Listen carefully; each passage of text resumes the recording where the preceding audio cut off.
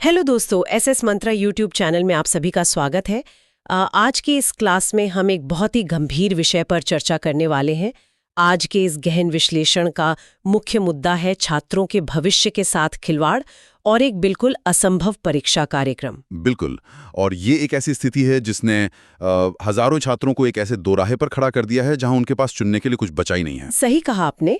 आज हम DElEd 4th semester और लेखपाल मुख्य परीक्षा के बीच जो एक सीधा टकराव हो रहा है ना, उसका स्टेप बाय स्टेप अध्ययन करेंगे। देखिए, अगर आपके सामने दो दरवाजे हों और दोनों आपके करियर के लिए बेहद जरूरी हों, पर नियम ये हो कि आप एक ही वक्त पर दोनों में नहीं जा सकते, ये कोई कहानी नहीं है। हाँ, ये तो एकदम जमीनी हकीकत है उन छात्रों की। जब परीक्षा आयोजित करने वाली संस्थाओं के फैसले इस तरह टकराते हैं तो सिस्टम की बहुत बड़ी खामियां सामने आती हैं। एग्जैक्टली। और इस समस्या की जड़ को समझने के लिए हमें थोड़ा डेट्स पर ध्यान देना होगा। डीएलएड 4th सेमेस्टर की परीक्षाएं 18, 19 और 20 नवंबर को तय की गई हैं। सही है, 20 नवंबर तक। हाँ, लेकिन असली संकट तब पैदा होता है जब ठीक अगले दिन यानी 21 नवंबर को लेखपाल की मुख्य परीक्षा, जिसे हम मेंस एग्जाम कहते हैं, उसकी डेट रख दी जाती है। जैसा कि शिवांश मिश्रा सर ने अपने प्रेजेंटेशन में बताया है, क्या एक छात्र एक ही वक्त पर दो जगह हो सकता है? मतलब ये तो एक इंसान से मशीन जैसी उम्मीद करने वाली बात हो गई ना। वही तो, मैंने इसको ऐसे सोचा कि मान लीजिए किसी को एक ही दिन में अपनी जिंदगी के दो सबसे बड़े इंटरव्यू देने हों।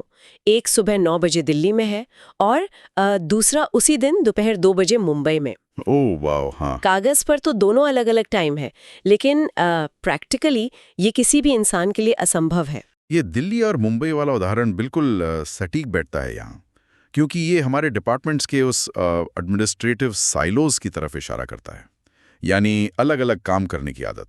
राइट, एक दूसरे से कोई बात नहीं करनी। बिल्कुल। होता यह है कि पीएनपी महोदय अपना एग्जाम कैलेंडर बना रहे होते हैं और लेखपाल परीक्षा का बोर्ड अपना अलग काम कर रहा है। दोनों एक बंद कमरे की तरह काम करते हैं, उन्हें अंदाजा ही नहीं होता कि दूसरी संस्था क्या कर रही है। जिसे अल्टीमेटली नुकसान तो सिर्फ छात्र का ही होता है।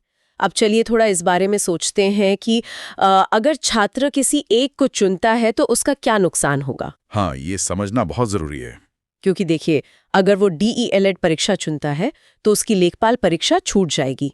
मतलब पिछले 3-4 महीने की दिन रात की तैयारी पूरी तरह से बर्बाद, और एक सरकारी नौकरी का जो इमीडिएट मौका था वो तो खत्म। और वही अगर हम दूसरा सिनारियो देखें, अगर वो छात्र लेखपाल परीक्षा चुनता है तो उसका डीएलएड का 4th सेमेस्टर छूट जाएगा, जो कि आखिरी सेमेस्टर है।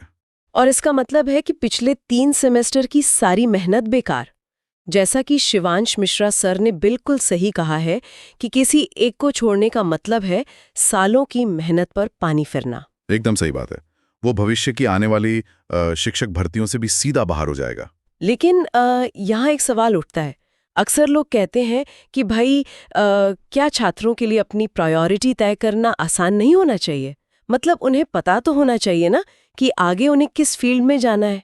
देखिए, ये तर्क सुनने में बहुत लॉजिकल लगता है, पर असल में ये बिल्कुल खोखला है। ये पूरी तरह से छात्र के इन्वेस्टमेंट को, उसके निवेश को नजरअंदाज करता है। इन्वेस्टमेंट से आपका मतलब उनका वक्त और मेहनत? हाँ, वक्त, मेहनत और उनका भविष्य। ये कोई छोटी मोटी पसंद का मामला नहीं है। डीएलएड में उसने 1.5 साल से ज्यादा वक्त लगाया है, 3 सेमेस्टर पास किए हैं और लेखपाल के लिए भी महीनों दिन रात एक किए हैं। सही बात है। तो दोनों ही परीक्षाएं उसके सिक्योर फ्यूचर के लिए बहुत बहुत महत्वपूर्ण है। आप उसे ये नहीं कह सकते कि दोनों में से एक को छोड़ दो। बिल्कुल। अब मान लीजिए कोई छात्र ये ठान ले कि नहीं, मैं तो दोनों एग्जाम दूंगा, तो रियलिटी में वो रात कैसी होगी? चलिए इस समय के चक्रव्यूह को समझते हैं। ये चक्रव्यूह तो सच में किसी बड़े सपने से कम नहीं है। हाँ, देखिए 20 नवंबर को शाम 4 बजे डीएलएड 4th सेमेस्टर का आखिरी पेपर खत्म होगा और शिवांश मिश्रा सर के नोट्स के अनुसार उस थके हुए छात्र को रात भर में 200 से 300 किलोमीटर का सफर तय करना होगा। वेट, 300 किलोमीटर एक ही रात में? हाँ। पॉइंट ए से लेके पॉइंट बी तक। घर से दूर एग्जाम सेंटर होने की वजह से रातों रात सफर करने की मजबूरी है। नींद और आराम का तो कोई वक्त ही नहीं मिलेगा और सीधे अगली सुबह 21 नवंबर को लेखपाल के एग्जाम सेंटर पर पहुंचना होगा। ये तो कंप्लीटली इनह्यूमन है। मतलब शाम 4 बजे तक वो पहले से ही पेपर देकर मानसिक रूप से पूरी तरह थक चुका होगा। उसके बाद भरी हुई बस या ट्रेन में धक्के खाते हुए सफ़र करना। वही तो, ये बिल्कुल वैसा ही है जैसे कोई मैराथन दौड़ पूरी करे। अब मैराथन के बाद क्या होता है? शरीर की सारी एनर्जी खत्म। राइट, एकदम ज़ीरो एनर्जी। और फिर आप उससे कहो कि बिना सोए, बिना आराम किए तुरंत एक बहुत मुश्किल दिमागी पहेली सुलझाओ। ये कैसे हो सकता है? हाँ, दिमाग तो चलेगा ही नहीं। साइकोलॉजी में इसको कॉग्निटिव डिप्लीशन कहते हैं, यानी दिमागी ऊर्जा का पूरी तरह से खत्म हो जाना। ओह, कॉग्निटिव डिप्लीशन। बिल्कुल। जब एक इंसान 24 घंटे से ज़्यादा जगा रहता है और ऊपर से एग्जाम का स्ट्रेस और सफ़र की थकान, तो दिमाग का डिसीजन लेने वाला हिस्सा शट डाउन होने लगता है। तो इसका मतलब अगली सुबह लेखपाल के एग्जाम हॉल में उसका परफॉर्म करना लगभग नामुमकिन होगा। 100% नामुमकिन। वो बस फॉर्मेलिटी पूरी करने बैठता है, जहां उसके फेल होने के चांसेस बहुत ज़्यादा बढ़ जाते हैं। और यही वजह है कि अब छात्रों की परेशानी गुहार में बदल गई है। यहाँ शिवांश मिश्रा सर ने छात्रों की इस एकता और उनकी पीड़ा को बहुत अच्छे से उजागर किया है। हाँ, मैं देख रहा था कि कितने सारे मैसेजेस और अपील्स आ रहे हैं। बिल्कुल, 300 से 500 से अधिक छात्रों के कमेंट्स लगातार आ रहे हैं। वो लिख रहे हैं कि सर किसी भी हाल में दोनों पेपर एक साथ देना संभव नहीं है, या फिर हम 3-4 महीने से लेखपाल की तैयारी कर रहे थे, अब हम क्या करें? ये दर्द बहुत जेन्युइन है। हाँ, हर एक ही आवाज़ में कह रहे हैं प्लीज़ 20 तारीख का पेपर बदल कीजिए। तो मेरा सवाल यहाँ ये है कि जब इतने सारे छात्र एक साथ परेशान हैं, तो क्या हम इसे सिर्फ असुविधा का नाम दे सकते हैं? नहीं, बिल्कुल नहीं। देखिए, असुविधा और अन्याय में एक बहुत बड़ा फर्क होता है। असुविधा वो है जब आपको सेंटर तक जाने में ट्रैफिक मिल जाए या वहां बैठने में दिक्कत हो।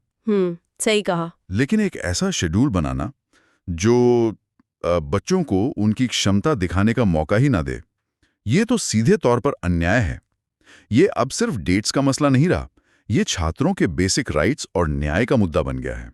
तो इस इतनी बड़ी समस्या का क्या कोई प्रैक्टिकल सॉल्यूशन है? मतलब इतनी पुटकार के बाद भी क्या कुछ किया जा सकता है? देखिए, समाधान बहुत आसान और प्रैक्टिकल है। जैसा कि शिवांश मिश्रा सर ने एक बहुत ही व्यवहारिक समाधान सुझाया भी है। उन्होंने पीएनपी महोदय से एक अपील की है। बिल्कुल। और अपील ये नहीं है कि आप पूरी परीक्षा रद्द कर दीजिए। हाँ, सिर्फ 4th सेमेस्टर और ख़ासतौर पर 20 तारीख वाली जो परीक्षा है उसकी डेट आगे बढ़ाने की बात की गई है। 2nd सेमेस्टर के जो एग्ज़ाम्स हैं वो अपनी तय डेट पर आराम से हो सकते हैं। सही बात है। जो 20 तारीख वाला पेपर है, उसे पीएनपी महोदय आगे किसी भी डेट पर करा लें। छात्र उसके लिए पूरी तरह से तैयार हैं। लेकिन अगर मैं प्रशासन के पॉइंट ऑफ व्यू से सोचूं, एक एग्ज़ाम डेट को बीच में बदलना क्या सच में इतना आसान होता है? आपका इशारा लॉजिस्टिक्स की तरफ है? हाँ, मतलब सेंटर्स बुक होते हैं, टीचर्स की ड्यूटी लग चुकी होती है, तो क्या अचानक एक पेपर को पोस्टपोन करने से प्रशासन के ऊपर बहुत बड़ा बर्डन नहीं आ जाएगा? देखिए, आपका पॉइंट वैलिड है कि थोड़ी प्रशासनिक मेहनत लगेगी, लेकिन यहाँ हमें कॉस्ट बेनिफिट एनालिसिस देखना होगा। कॉस्ट बेनिफिट एनालिसिस मतलब इसका मूल्य और फायदा। बिल्कुल। एक तरफ थोड़ी सी एडमिनिस्ट्रेटिव असुविधा है एक पेपर को रीस्केड्यूल करने की, पर दूसरी तरफ इसका फायदा क्या है? हजारों छात्रों के करियर की रक्षा। वाह, हाँ, ये एक बहुत बड़ा इम्पैक्ट है। इस एक छोटे से बदलाव से 1.5 साल का डीएलएड कोर्स भी बच जाएगा और उनकी सरकारी नौकरी की उम्मीद भी। तो प्रशासन के लिए ये मेहनत करना उनका नैतिक कर्तव्य बन जाता है। सही बात है। ये जिद का नहीं बल्कि संवेदनशीलता दिखाने का वक्त है। तो इस क्लास में हमने ये समझा कि कैसे 2 एग्जाम्स का एक ही टाइम पर होना छात्रों के लिए एक असंभव विकल्प बन गया।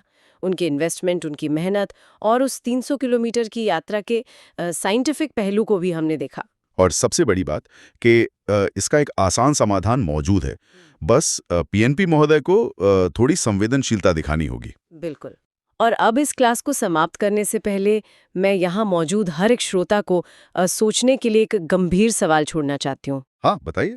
हम डिजिटल युग में हैं। जी। ऐसे में जब अलग-अलग सरकारी संस्थानों के एग्जाम शेड्यूल बनते हैं, तो क्या उनके बीच आपस में कोऑर्डिनेशन या समन्वय की कोई जरूरत नहीं है? बिल्कुल होनी चाहिए। क्या कोई ऐसा सेंट्रलाइज सिस्टम नहीं हो सकता जहां एक डिपार्टमेंट दूसरे डिपार्टमेंट की डेट्स देख सके, ताकि आगे चलकर हमारे देश के युवा इस तरह के किसी अनजाने चक्रव्यूह में ना फंसे?